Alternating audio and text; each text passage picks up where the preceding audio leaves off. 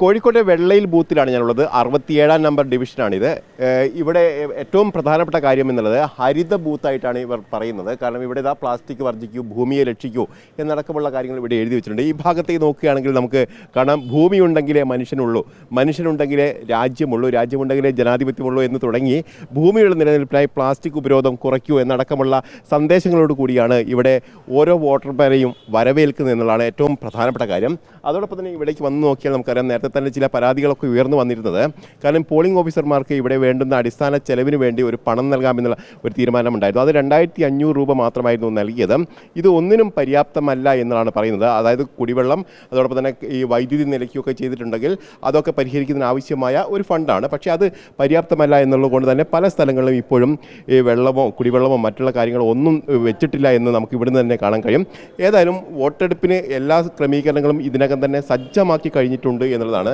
നമുക്ക് ഇങ്ങോട്ട് ഈ ബൂത്തിലേക്ക് കയറി നോക്കിയാൽ കാണാം, ഇനി വോട്ടർമാർ വന്ന് വോട്ട് ചെയ്യുക മാത്രമേ ഉള്ളൂ എന്നുള്ളതാണ്. കാരണം എല്ലാ കാര്യങ്ങളും ഇവിടെ സജ്ജമാക്കിയിട്ടുണ്ട്. പോളിംഗ് ഓഫീസർ അടക്കമുള്ള ആളുകൾ ഇവിടെ ഉണ്ട്.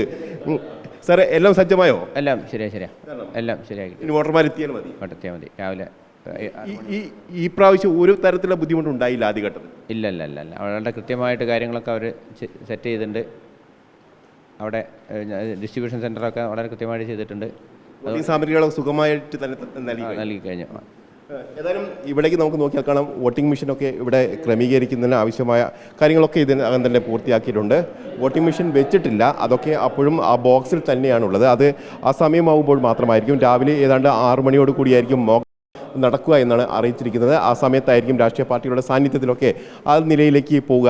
അതോടൊപ്പം തന്നെ തെരഞ്ഞെടുപ്പിനായി എത്തിയിരിക്കുന്ന ഉദ്യോഗസ്ഥരടക്കമുണ്ട്. അവർ രാത്രി അവർക്ക് താമസിക്കാനൊന്നും സ്ഥലമില്ല എന്നുള്ളൊരു പ്രധാനപ്പെട്ട പ്രശ്നമായി അവർ ഉന്നയിക്കുകയും ചെയ്യുന്നുണ്ട്. സുഖാണോ? ബുദ്ധിമുട്ടുണ്ടോ? താമസിക്കാനൊക്കെ സൗകര്യമുണ്ടോ? സ്കൂളിൽ തന്നെയാണ്. ആദ്യത്തെ തെരഞ്ഞെടുപ്പാണോ? അല്ല. ഇതൊരു എക്സ്പീരിയൻസ് ഉള്ള പണിയാണ്. എക്സ്പീരിയൻസ് ബുദ്ധിമുട്ടുകൾ ഉണ്ടാവുന്നുണ്ടോ? ഇല്ല, ഒരു ബുദ്ധിമുട്ടില്ല. ഒരു ആവേശത്തോടു കൂടി തന്നെയാണ് തെരഞ്ഞെടുപ്പിനെ കാണുന്നത്. അതെ. ഏതായാലും തെരഞ്ഞെടുപ്പ് ഉദ്യോഗസ്ഥരൊക്കെ വലിയ ആവേശത്തോടു കൂടി തന്നെയാണ്. കാരണം ജനാധിപത്യത്തിൻ്റെ ഏറ്റവും പ്രധാനപ്പെട്ട കാര്യം എന്നുള്ള നിലയിൽ തന്നെയാണ് അവർ പറയുന്നത്. ഏതായാലും ഇവിടെ ഈ വെള്ളയിൽ 3 ബൂത്തുകളാണ് ക്രമീകരിച്ചിരിക്കുന്നത്. 1, 2, 3. ഇതിലൊന്ന് വനിതകൾക്ക് സംവരണം ചെയ്തിരിക്കുന്ന ഒരു വാർഡാണ്. മറ്റുള്ളവർക്ക് ജനറൽ വാർഡാണെങ്കിൽ പോലും അവിടെയും 3 വനിതകളാണ് മത്സരിക്കുന്നത് എന്നുള്ള പ്രത്യേകത കൂടിയുണ്ട്. ഇവിടെ കാണാം, പ്ലാസ്റ്റിക്കുമായി ബന്ധപ്പെട്ട് കത്തിക്കേണ്ട, വലിച്ചെറിയേണ്ട തുടങ്ങിയ സന്ദേശങ്ങളൊക്കെ ഇവിടെ എഴുതിയിട്ട് വെച്ചിട്ടുണ്ട്. അതോടൊപ്പം തന്നെ ഏതെങ്കിലും തരത്തിലുള്ള മാലിന്യങ്ങളൊക്കെ ഉണ്ടെങ്കിൽ അത് ശേഖരിക്കുന്നതിന് ആവശ്യമായ ഈ ഓല കൊണ്ടുണ്ടാക്കിയ ഒരു കൂട് കൂടി ഉണ്ടാക്കിയിട്ടുണ്ട്. ഏതായാലും വളരെ നല്ല രീതിയിൽ തന്നെയാണ് ഇപ്പോൾ തെരഞ്ഞെടുപ്പിൻ്റെ ആദ്യഘട്ടം എന്ന നിലയിൽ പോകുന്നത്. എല്ലാ കാര്യങ്ങളും ഇതിനകം തന്നെ ക്രമീകരിച്ച് കഴിഞ്ഞിട്ടുണ്ട്. വോട്ടിംഗ് മെഷീൻ അടക്കം വെക്കാനുള്ള ആ ഒരു താമസം മാത്രമേ ഉള്ളൂ. അത് രാവിലെയോടുകൂടി ഏതാണ്ട് 5 മണിയോടുകൂടി ആയിരിക്കും അത് സ്ഥാപിക്കുക എന്നാണ് അറിയിച്ചിരിക്കുന്നത്. ബാക്കി എല്ലാ പ്രവർത്തനങ്ങളും ഇതിനകം തന്നെ പൂർത്തിയാക്കിയിട്ടുണ്ട്. സുബൈർ ഫൈസിക്കൊപ്പം reporter Abhilash, in reporter, Kozhikode.